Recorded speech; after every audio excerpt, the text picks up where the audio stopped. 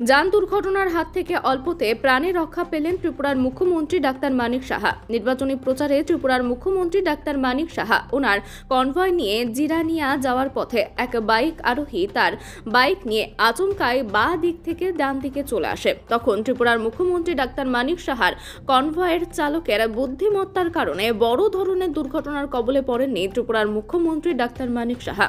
সঙ্গে সঙ্গে তিনি কনভয় থেকে নেমে গিয়ে কথা বলেন বাইক চালকের সঙ্গে। বাইক এবং চালকের কোনো ক্ষতি হয়নি। অল্পতেই প্রাণে রক্ষা পেলেন ত্রিপুরার মুখ্যমন্ত্রী ডাক্তার মানিক সাহা।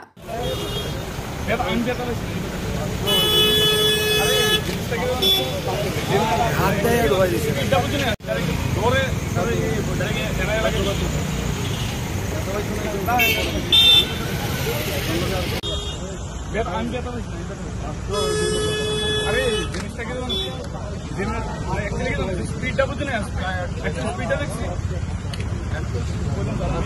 ধরে এনায় লাগে